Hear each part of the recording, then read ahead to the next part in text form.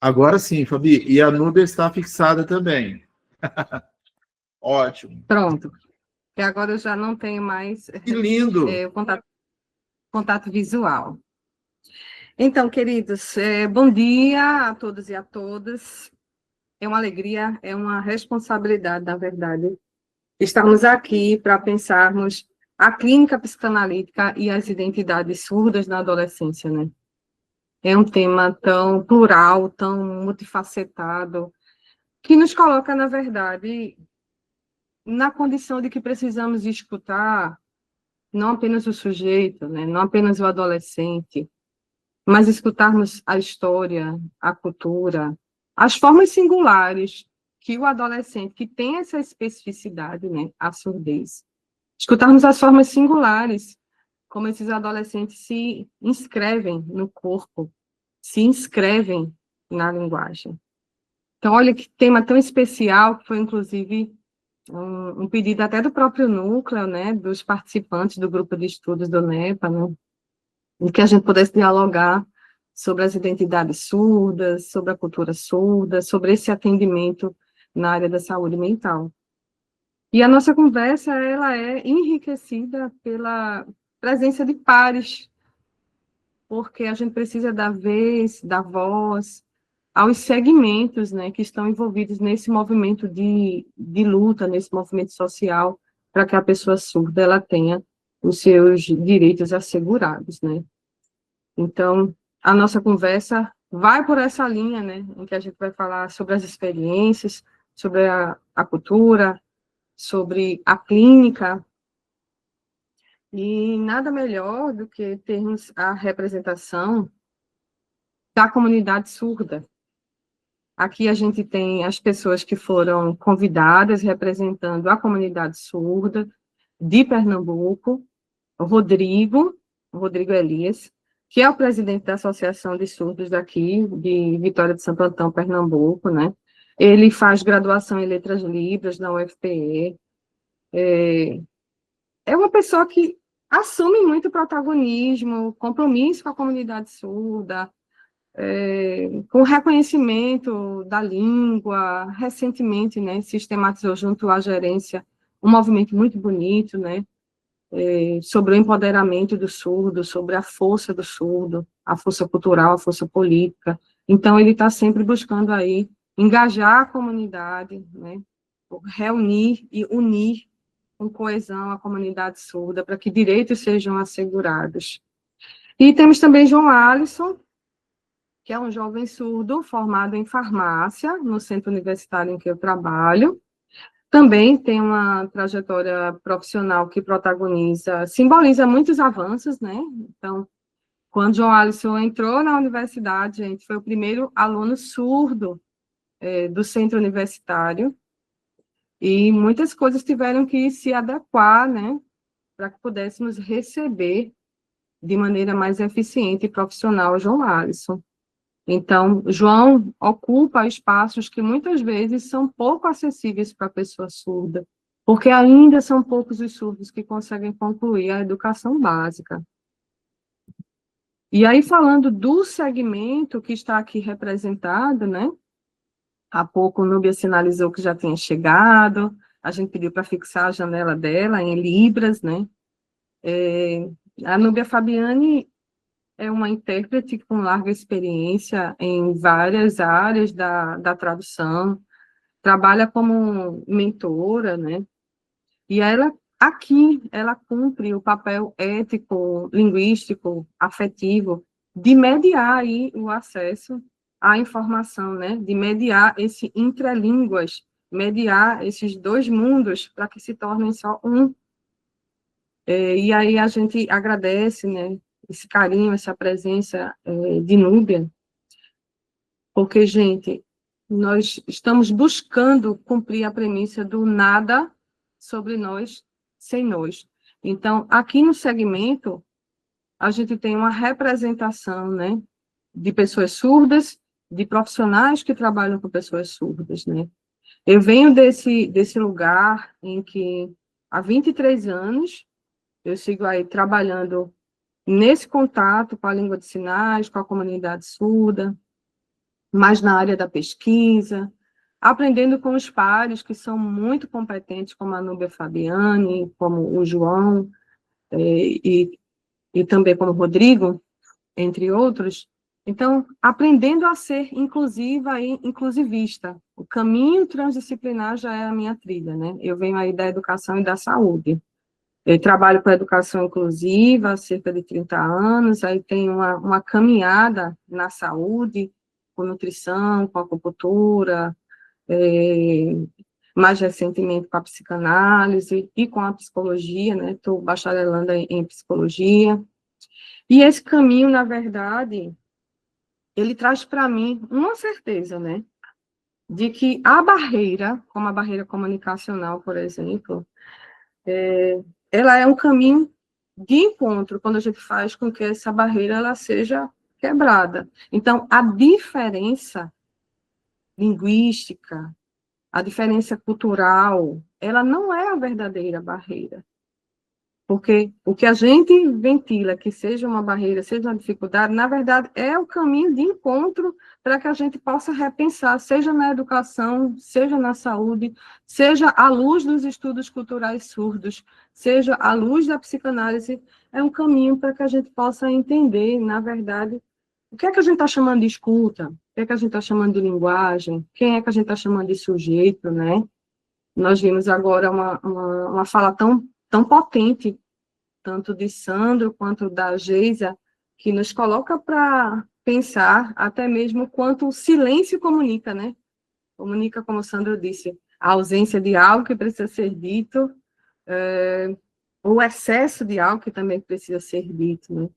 E a pessoa surda, em um desses espaços, seja na escola, seja na clínica, vai nos colocar numa situação de que precisamos nos interrogar em relação à nossa própria condição de fazer essa escuta, sabe? Essa escuta do silêncio, essa escuta do corpo, essa escuta da expressão. Como o Geisa mencionou, a palavra, ela surge como resistência. E, poxa, Geisa, nada mais forte do que a gente pensar que a palavra que é a resistência é a própria língua de sinais, sabe? A língua da pessoa surda é a própria resistência, porque historicamente eles passaram por muitas violências simbólicas, ruidosas, físicas, né? Para que não processem e não pudessem se expressar na sua língua que é a língua de sinais. Então, gente, quando a gente fala, né, dessa clínica de adolescentes surdos, nós estamos não é apenas diante de uma diferença sensorial, né? Não é só a questão da audição em si, enquanto sentido, mas a gente está falando de uma diferença que é simbólica, né? De outra forma de inscrição no laço social, porque a surdez, ela, na verdade, ela não é uma falta a ser corrigida, mas ela é uma experiência de mundo que precisa ser reconhecida, né? Tanto é que, dentro da perspectiva dos estudos culturais, a surdez ela não é vista como deficiência, ela não é vista como déficit, mas ela é vista como uma diferença cultural. Olha que interessante, né? E quando a gente se aproxima dessa experiência surda, né, especialmente na adolescência, nós somos, então, convidados a rever essa escuta, a perceber a adolescência, né, de uma forma muito específica, porque é ainda o ouvinte percebendo esse fenômeno do adolescer. A escuta, na verdade, para a psicanálise, ela nunca foi algo direcionado, né? Só aquilo que a gente acessa ouvindo, mas aquilo também que a gente acessa na corporeidade do sujeito, né? Como vimos na primeira palestra. Então, gosto mesmo de pensar na diferença como caminho de encontro.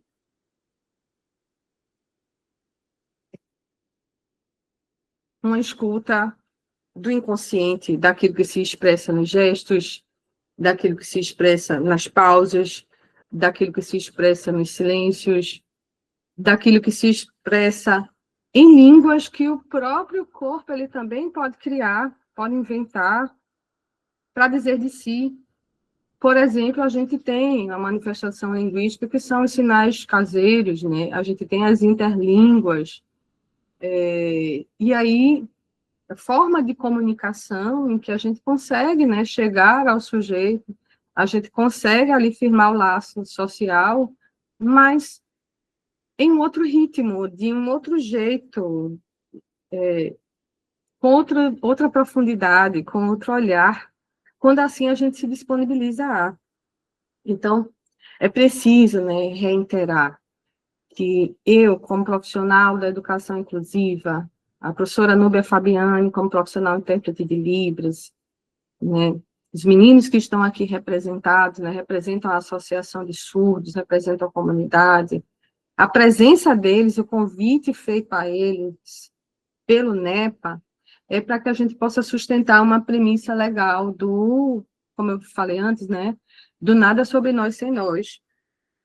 Esse lema, eu não sei, assim, quem já acessou, quem já ouviu, né, ou leu sobre algo relacionado, mas é um tema que ele nasce, na verdade, da luta das pessoas surdas, né, da comunidade surda, que é formada pela pessoa surda, por familiares dessas pessoas, por amigos, por profissionais, né, que trabalham dentro dessa contextualização das acessibilidades. Então, é um tema que surge da luta da pessoa surda, da luta da pessoa com deficiência, e esse tema nos lembra que não há uma verdadeira escuta psicanalítica sem a presença e sem a voz da pessoa que está implicada nesse discurso, sabe? Ou seja, sem o próprio sujeito, sem o próprio surdo. Porque eu penso, na verdade, que a gente pode falar com eles e não em lugar deles, né? Por isso que eles estão aqui. E é um gesto que desloca a nossa posição enquanto analistas, né? Porque nós não estamos aqui para fazer imperar um sentido, para impor um sentido, mas nós estamos para oferecer aquela escuta que acolhe o sujeito, e acolhe também as suas circunstâncias, muitas das quais, às vezes, ainda não tem nem sequer o nome, né? Mas que pode ser expressado em outra língua, em outro corpo, em outro ritmo. E isso me lembra muito uma resolução bem recente do Conselho Federal de Psicologia, né? Quando a gente fala de adolescência, a gente pensa nessa resolução, me vem à mente duas questões, né? Um texto da Gabriela Laranzini, Lazzarini, de 2019. O texto, gente, fala justamente sobre como a clínica psicanalítica pensou a adolescência, né? A gente tem, infelizmente, a gente não vai ter tempo suficiente para discutir como isso aparece na literatura de Freud, na literatura de Lacan, de Doutor, mas a gente pode pensar, né, nessa sumarização que a Gabriela nos traz, de que a adolescência é esse tempo, né, entre dois corpos que estão em constituição, é o corpo do infante e é o corpo do adulto, né, essa transição, né, o desejo que vai surgir na adolescência, as identificações que vão muitas vezes se desfazendo, o sujeito que ainda não se fixou como um adulto, né. Então, a Gabriela, ela traz esse conceito de adolescência e ela nos alerta para o fato de que, por muito tempo, falar de surdez foi algo que a gente alcançou apenas em duas esferas. No aspecto clínico, né, na medicina, enquanto deficiência, perda, e no aspecto educacional. Então, como é que a gente faz aqui, né, como é que a gente procede para que a pessoa surda ela tenha acesso aos bens produzidos culturalmente, ao processo de escolarização. Mas ainda temos aí essa lacuna em relação à assistência em saúde mental, né? Então, quando a autora fala aí que o desejo que insurge, o sujeito que ainda não se fixou, e a gente pensa nessa resolução, né? A gente pensa, primeiro, na saída da infância, nesse encontro com o desejo com o outro, na construção da identidade que está em tensão. E aí, quando a gente lê a resolução, o Conselho Federal diz o seguinte, que a gente precisa garantir a acessibilidade comunicacional, o protagonismo das pessoas surdas, a atenção à pluralidade linguística, porque às vezes nós agimos esteados na barreira atitudinal de generalização, aí a gente precisaria de um outro tempo para explicar o que seriam as barreiras atitudinais e quão contundentes elas são, tão deteriorantes elas são, quando a gente fala de formação identitária da pessoa surda, né? E aí, como psicanalistas, a gente pode, sim, se inspirar, nós podemos nos inspirar nessa resolução, né, do mês de maio, a resolução 9 de 2025, para que a gente possa pensar nessa prática clínica com sensibilidade, com ética, e buscando essa garantia da acessibilidade comunicacional. Então, a gente vai pensar nessa comunicação imagética, nessa travessia, na perda da adolescência, mas nos colocando aí nessa posição de que precisamos sustentar uma prática ética da escuta, e para isso a gente precisa de outros tipos de letramento, sabe? Então, atender os adolescentes surdos implica reconhecer, na verdade, que a diferença linguística, a diferença cultural, não é um obstáculo, mas como já foi dito, essa via de encontro. Criar um espaço clínico em que a gente considere olhar, o gesto, o silêncio, como caminhos da própria palavra, né? Onde o sujeito ele possa reconhecer-se, e ele possa reconhecer como quem fala, e não apenas como quem é traduzido. Vocês já pensaram, né? Eu tenho vários amigos surdos, e que eles narram muitas vezes que um desconforto é ir para um profissional de saúde e precisar de um profissional intérprete para repassar, para traduzir aquilo que eles estão sentindo, percepcionando, o sofrimento, quando a alma parece fraturar, os dilemas.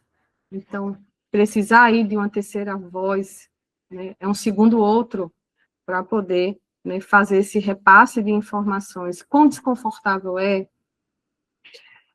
E aí, gente, de verdade, né, a gente pensa nessa resolução como ponto de partida até para a nossa prática, né? Porque o próprio surdo, a própria pessoa, ela precisa ser tanto o ponto de partida quanto o ponto de chegada na prática clínica ou no contexto educacional, como queiram. E aqui, retomando um pouco do que Geisa e Sandro nos trouxeram, né? A gente fala aqui da comunicação imagética, e o que a gente propõe, né, é que olhemos para a surdez, onde a imagem e o corpo não são uma tendência, mas o próprio fundamento da existência do ser, né? Essa imagem é o próprio fundamento, porque é onde a comunicação, ela acontece. Então, mesmo que a gente acesse aí nas redes sociais, vídeos, memes, né? A comunicação cada vez mais visual, mais imediata, para a perspectiva ouvintista, é muito diferente. Porque a imagem para o surdo é o fundamento da existência. Isso nos convida a repensarmos, né? O que é fala, o que é escuta. Talvez, para a gente poder escutar o sujeito surdo, a gente precise se deixar afetar por outras formas de linguagem, por outros sentidos. Além, muito além, inclusive, algumas vezes, do que é visível, né? Porque o corpo fala, o olho fala, né? A alma fala o tempo todo quando a gente está disponível para fazer essa escuta. E, gente, não apenas, né, o convite à comunidade surda que se faz aqui presente, né? Mas as imagens que foram utilizadas na nossa apresentação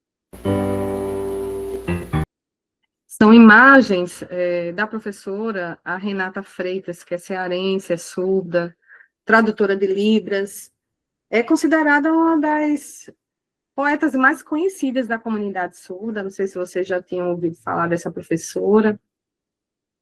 E eu escolhi duas poesias dela, né? Além das artes que foram utilizadas aqui, são prints que foram retirados para uso didático. E aí, nessa poesia em especial, ela fala da história do povo surdo. Não tem como a gente falar de identidade sem a gente considerar o passado, que as pessoas surdas tiveram de atravessar para que a comunicação que elas utilizam tivesse um reconhecimento de língua, né?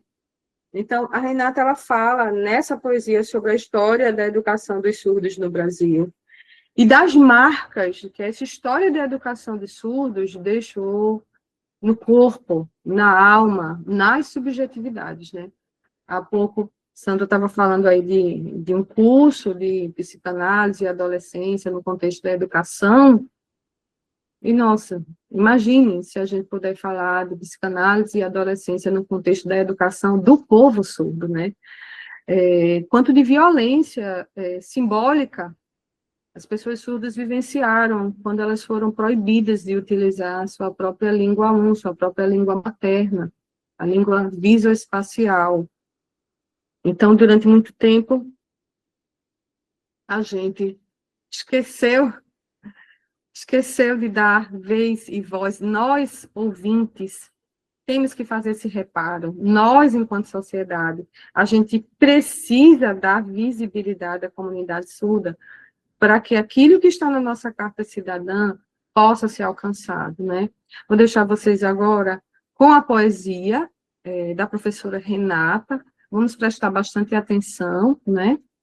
Porque ela traz com o corpo aquilo que o surdo historicamente sentiu na alma.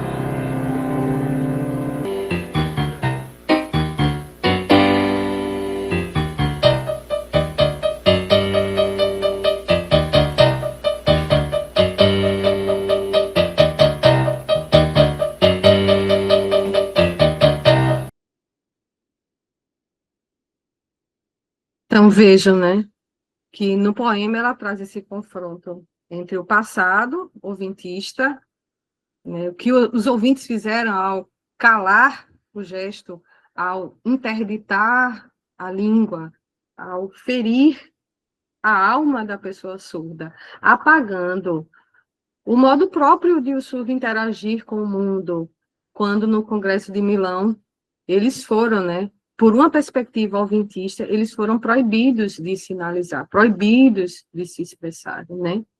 Mas o poema ele também nos mostra a força da comunidade surda, a força da resistência e a conquista da Libras, o reconhecimento, né, da Libras enquanto língua, enquanto expressão de cultura, enquanto lugar de fala, enquanto lugar de desejo, a Libras enquanto possibilidade de manifestação desse eu que precisa assumir seu lugar no mundo. Então, o poema, ele nasce do próprio corpo surdo, né? de um saber que a psicanálise verdadeiramente precisa aprender a escutar. E é por isso que a gente traz duas perspectivas teóricas para que a gente possa pensar a identidade do adolescente surdo, né? Aqui só sumarizando, para que a gente possa depois aprofundar essa discussão, né? Vocês percebem que ao centro nós estamos com a imagem que foi utilizada na abertura do nosso seminário, né? Essa imagem aqui, ela está representando um adolescente diante do espelho, cercada por máscaras, ela se olha, ela se busca, ela tenta reconhecer quem ela é, né? E talvez ela não saiba em qual dessas faces, na verdade, ela pertence. Essa cena também é muito representativa para o que estamos discutindo, porque ela representa, além, né, de que a adolescência, esse tempo de passagem, de experimentação das identidades, de tentativa de dar forma a algo que ainda está se constituindo. Mas quando a gente pensa na pessoa surda e a gente olha para essa mesma imagem, essa busca identitária, ela se complexifica. Porque o espelho, a máscara, o reconhecimento, que muitas vezes, né, o surdo busca, na verdade, ele foi projetado por olhares ouvintes. E aí, à luz de barreiras atitudinais, à luz de preconceito e discriminação, que muitas vezes se dão no seio familiar, na escola, nos espaços com quem esse surdo mais convive. É aí em que as identidades são deterioradas, sabe? E que alguns processos de adoecimento são iniciados, inclusive. Então, pensemos nessa imagem e na perspectiva dela, se a gente tomar como lentes os estudos culturais e a leitura psicanalítica, né? Os estudos culturais vão compreender que a identidade, ela não é algo dado, mas é algo que é construído nas relações com o outro, nas relações sociais, nas experiências de pertencimento, nas representações culturais. E, gente, é bem recente, por exemplo, nós termos uma literatura feita de surdo para surdo, como a Renata fez. É bem recente a gente ter materiais adaptados.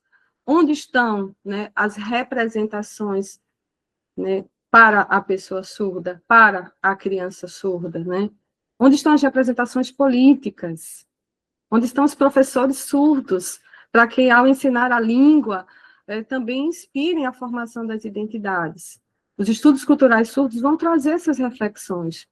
Por outro lado, a gente tem aí, né, essa questão de que os estudos culturais, eles vão além, né, vão pensar, né, a partir deles, a gente pensa numa identidade cultural linguística, não apenas numa identidade biológica do povo surdo, mas uma identidade marcada pela língua, marcada pela comunidade, pelos artefatos culturais surdos, que são muito diferentes dos artefatos ouvintes.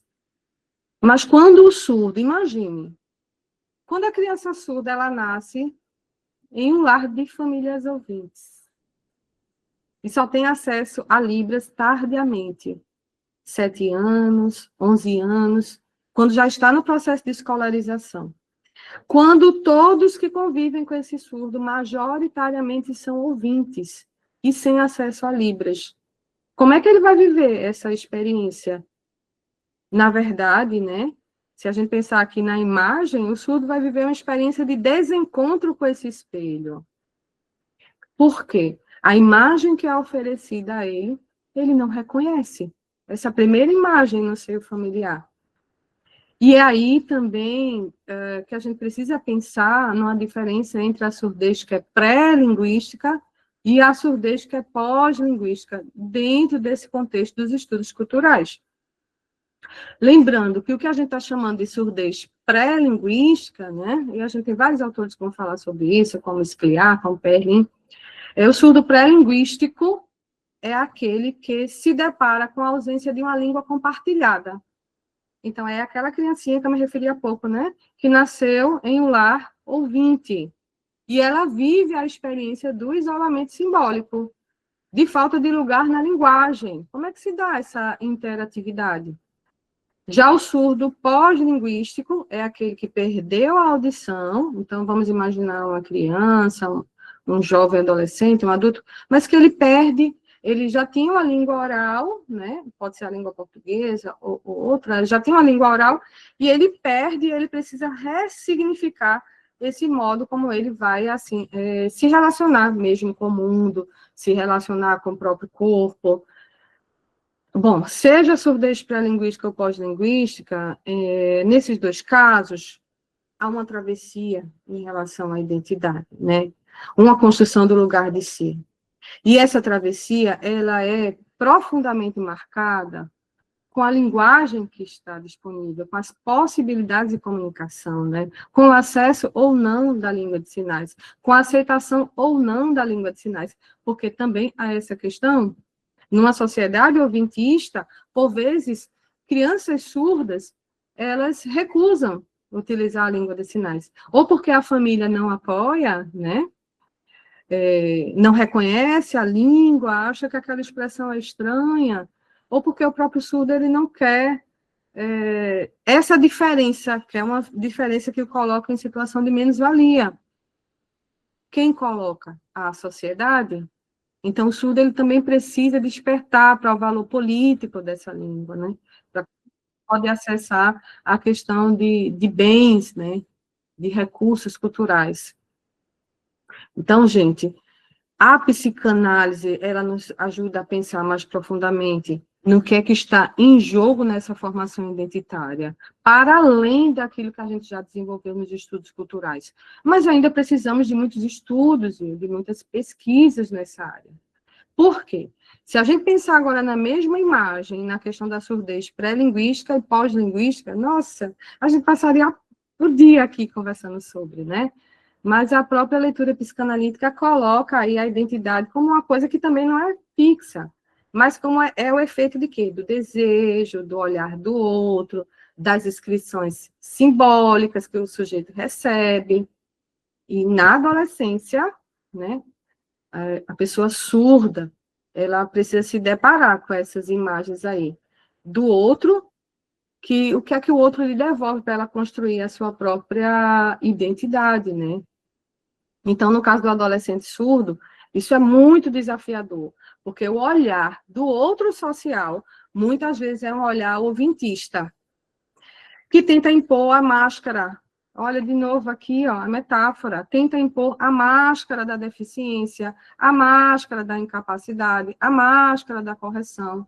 Lembro-me de uma situação, por exemplo, a professora Núbia Fabiano trabalhava comigo nessa unidade escolar, em que eu fui gestora por um tempo. E uma criança, né, 10 anos, um menino, chegou à escola e a equipe de educação inclusiva começou a ensinar os primeiros sinais.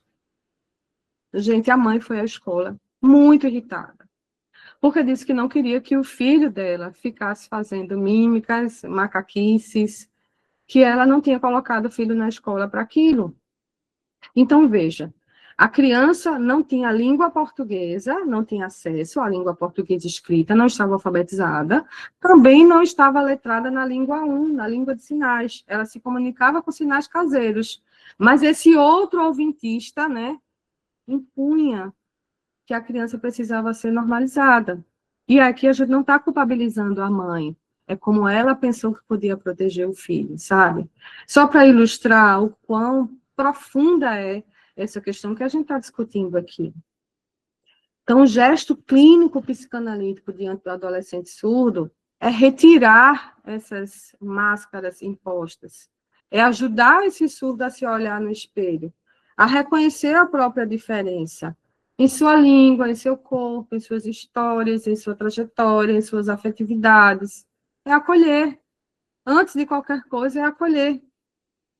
E aí, se a gente pensar num caminho transdisciplinar, né, unindo aí os estudos culturais e a leitura psicanalítica, a gente pode encontrar um diálogo muito fértil, né? Sandro ontem me disse uma coisa que eu achei interessante, e que eu até utilizei.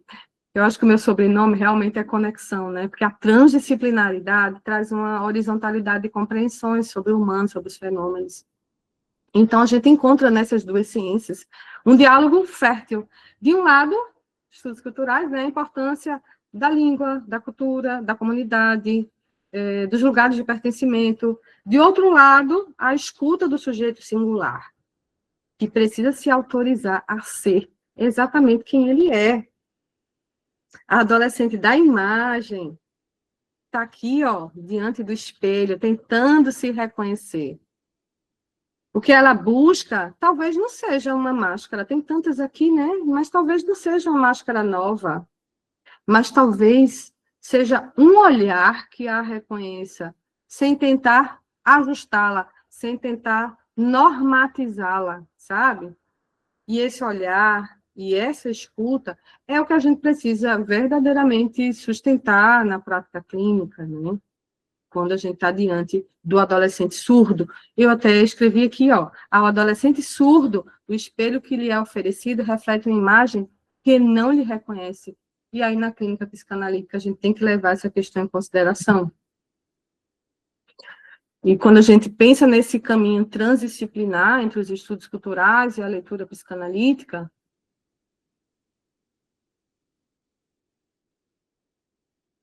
a gente pensa também em eixos que podem trazer esse dialogismo, né? Eu coloquei aqui 4 desses eixos. O diálogo entre as leituras se complementam. Então, os estudos culturais, eles vão nos convidar a pensar o sujeito surdo a partir da política do reconhecimento, como está dito aqui. O que quer dizer isso? O direito de existir em sua diferença, com sua língua, com sua cultura, com seus modos próprios de significar no mundo. Já na psicanálise, o que é que acontece? Ela se ocupa do desejo do inconsciente, acolhendo ali, né, o sujeito em sua singularidade, em sua diferença, naquilo que o constitui de forma única. E a linguagem, ela surge aqui como estrutura e resistência, e quando a gente pensa nessas duas lentes, a gente vai primeiro, né, pensar nesse encontro das leituras sobre o que é a linguagem, né, nos estudos culturais, a Libras, a língua em si, com a gramática própria, ela é o alicerce da identidade surda. Ela não é apenas um meio de comunicação, não. Ela é o território simbólico onde o sujeito se reconhece, onde o sujeito se reafirma, quando a gente vai nesse entremeio de como ambas as teorias podem ser comunicantes. Para a psicanálise, a linguagem ela constitui o sujeito, ela nos traz a possibilidade do acesso ao simbólico, ela insere o adolescente surdo no campo do desejo, né? Quando reconhecemos a língua de sinais como língua que é legítima, não estamos apenas garantindo a acessibilidade, estamos garantindo a possibilidade de existência simbólica do sujeito surdo, né? E quando a gente pensa nesse outro que já foi tão referido, que é um segundo eixo, então, tanto em relação ao outro comunitário, quanto em relação ao outro parental. Nos estudos culturais, esse outro é o espaço de pertencimento. Esse outro é a comunidade surda, são as trocas, é o reconhecimento mútuo. Já na psicanálise, a gente vai pensar nesse outro como lugar do desejo, da linguagem, aquele que nomeia, aquele que inscreve o sujeito no simbólico. E é na atenção entre esses dois outros, né, o da cultura e o outro do inconsciente, que o adolescente surdo vai construindo sua identidade e vai construindo sua subjetividade, suas formas de ser no mundo. Um terceiro eixo de comunicabilidade é a experiência do silenciamento, que foi mencionada, inclusive, em outro contexto, mas foi mencionada na palestra anterior. E a gente vai pensar que nos estudos culturais, esse silenciamento, ele pode aparecer como opressão sociopolítica, é o resultado histórico das práticas ouvintistas, né, que tentam calar a língua de sinais e inviabilizar a cultura surda. De outro lado, o silêncio para a psicanálise toca em outra dimensão, né, a dificuldade do sujeito de dizer-se, de simbolizar a sua própria experiência. Até porque, muitas vezes, do mesmo jeito que o ouvinte ele não consegue colocar em palavras o que ele está sentindo, por vezes o surdo não consegue colocar em sinais, não tem sinal, né? Quantas vezes no atendimento a uma pessoa surda, a gente se depara com uma metáfora, é um olhar, é um recuar, é um jeito diferente para expressar um sentimento. Então, muitas vezes, esse silêncio, esse não dito, né, ele é simbolizado de outras tantas formas.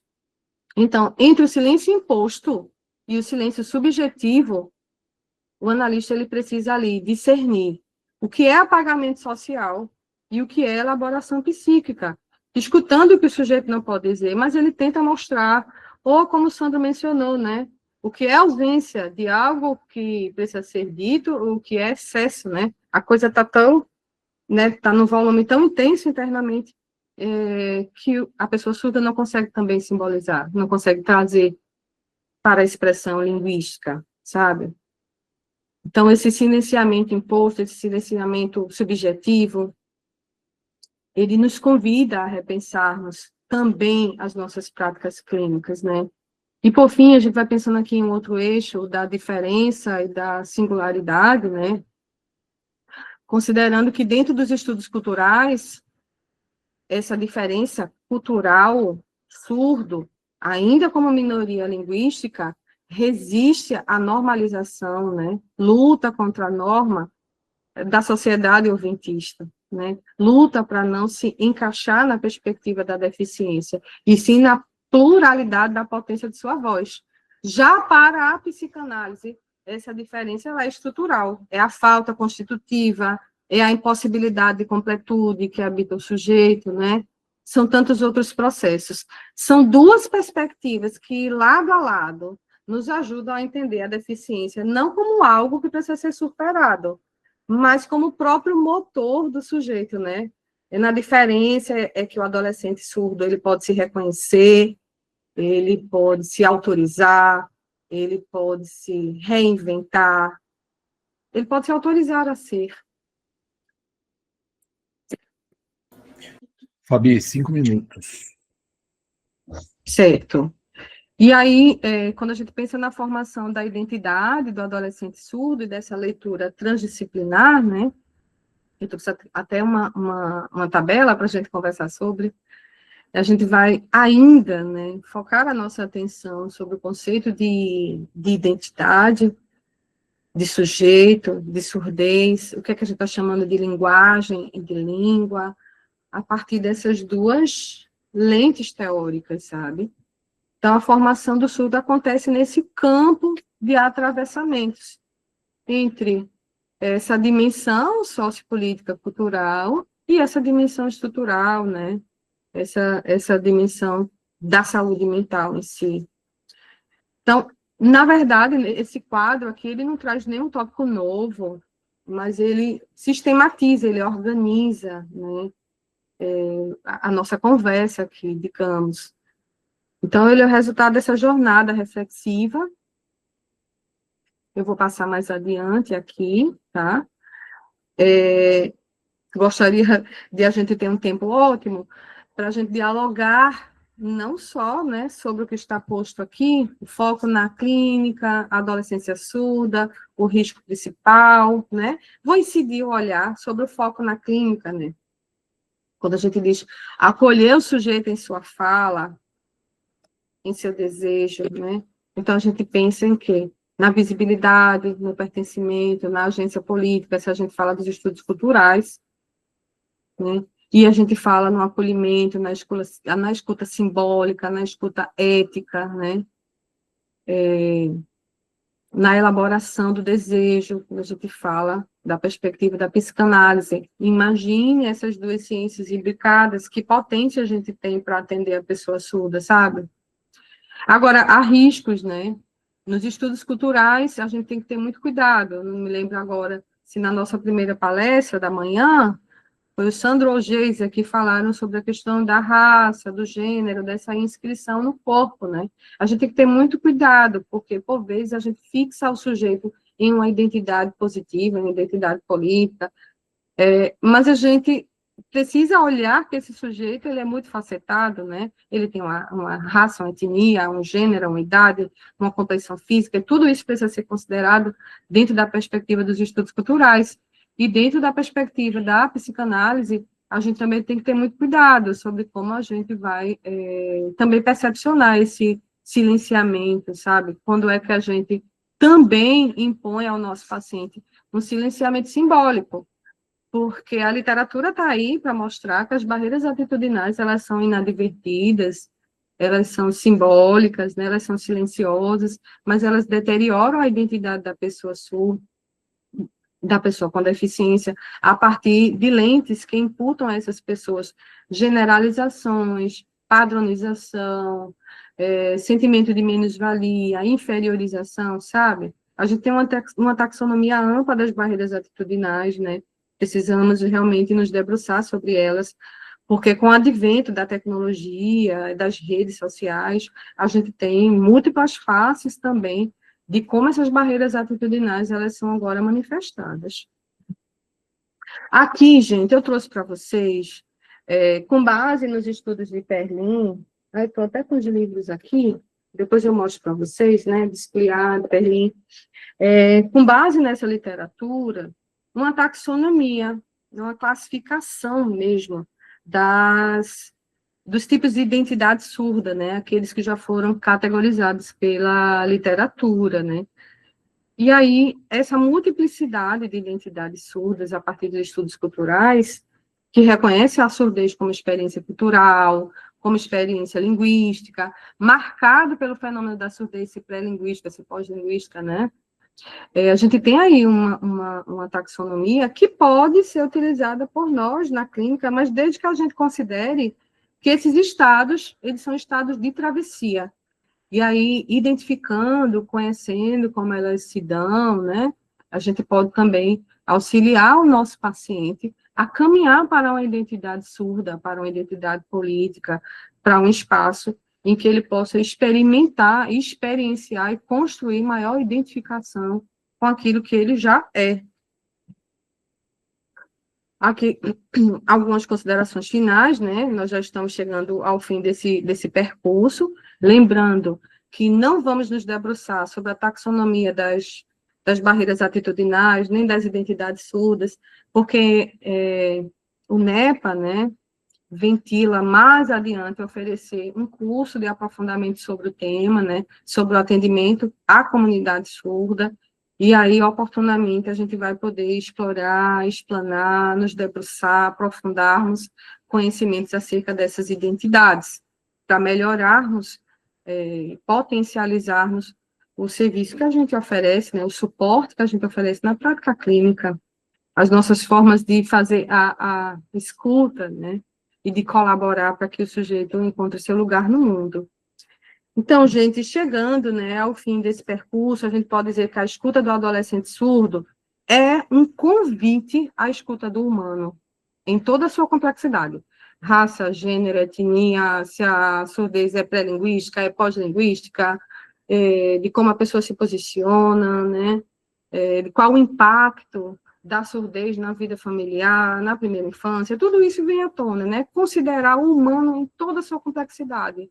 A surdez que tantas vezes ela foi tratada como limite aqui para nós, enquanto NEPA, ela se revela como uma marca simbólica, como um modo singular de estar no mundo. O adolescente surdo, assim como qualquer sujeito, gente, ele é um encontro desse contingente entre a linguagem, seja essa linguagem visoespacial, né, natural, para aquele surdo que é pré-linguístico, né, seja a linguagem mais oral, oralizada, para o surdo pós-linguístico ou para o surdo oralizado, né. A identidade da pessoa surda, do adolescente surdo, ela não é um diagnóstico, ela não é um rótulo cultural, ela não é um rótulo médico, ela é um tecido ali, ó, em constante costura, entre o desejo e a história, entre o olhar do outro e a palavra que esse surdo busca fazer sua.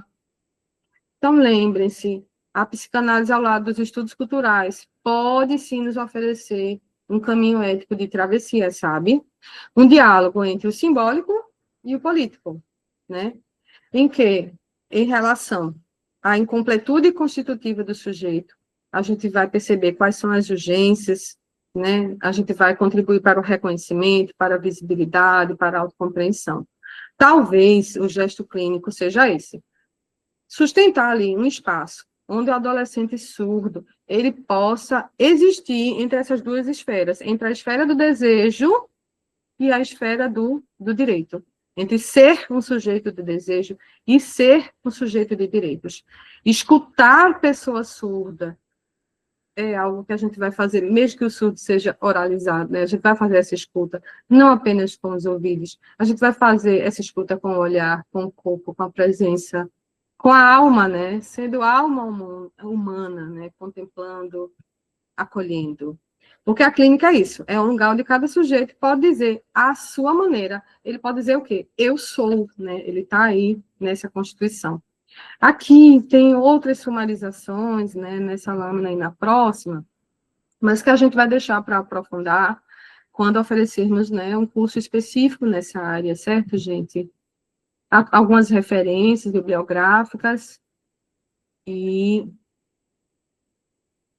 para concluirmos, eu trago para nós percepcionarmos, degustarmos, refletirmos um outro poema da Renata.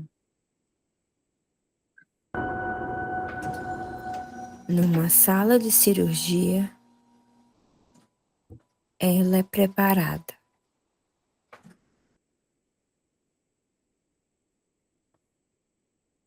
Paramentada,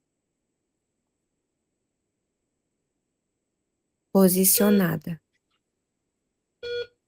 O acesso é colocado. Sedada, apaga. Então divaga. Sua infância não foi fácil. Ela só queria alguém para brincar, mas nunca era escolhida para participar.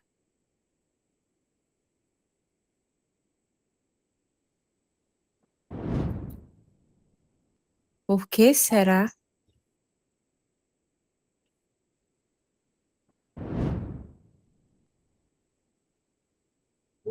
Na juventude, queria paquerar, mas insistiam em outra língua falar, gritar. Sou surda! Ah, deixa pra lá. Por que será?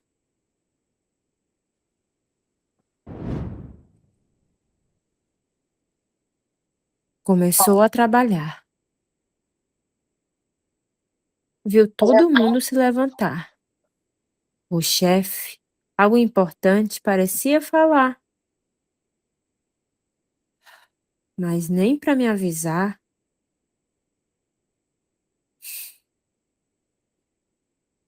Por que será?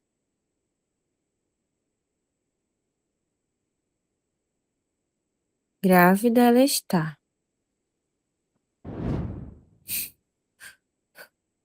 Retoma a consciência. Seu bebê a entregam. Ela a toma. Me dá. E em língua de sinais dizem: só queremos dele cuidar. Ah,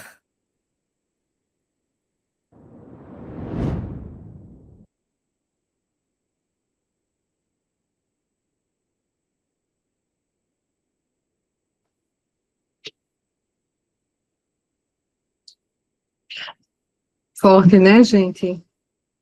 Na prática clínica, eu já atendi a mulheres surdas que passaram exatamente por isso. Ao serem mães, tiveram seus bebês, ou uma tentativa da família de pegar esse bebê para cuidar, para criar.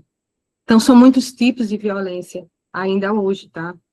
E aí a gente chega ao fim do nosso bate-papo, ao fim só por agora, né? Porque eu acredito que é o começo de outra escuta. O fim dessa apresentação, dessa socialização, dessa partilha, é o começo de outra escuta. Escutar o adolescente surdo é mais do que compreender uma língua. É acolher o modo desse adolescente existir, que faz parte do corpo, da palavra, do gesto, do poema. A Libras, ela é poesia. Ela é viva, ela é multifacetada, ela se renova e ela imprime a cultura surda, a beleza de ser surdo. Durante muito tempo, todos nós ouvintes falamos sobre o surdo. Hoje queremos falar com o povo surdo. Queremos deixar que ele fale, A surdez, gente, verdadeiramente, né? Ela não é ausência, ela é presença. Ela é imagem, é corpo, é história que se escreve no ar, é um entre mãos que dançam, sabe? É na travessia da adolescência entre pertencimentos e rupturas que o sujeito surdo nos ensina que ser não é só ter a voz sinalizada ou oralizada, que ser é ter lugar. E que a verdadeira escuta psicanalítica, ela não começa nos ouvidos, mas como dissemos, né? Ela começa no encontro. Então, é nesse instante, né? Em que o olhar que reconhece o outro em silêncio diz, verdadeiramente diz.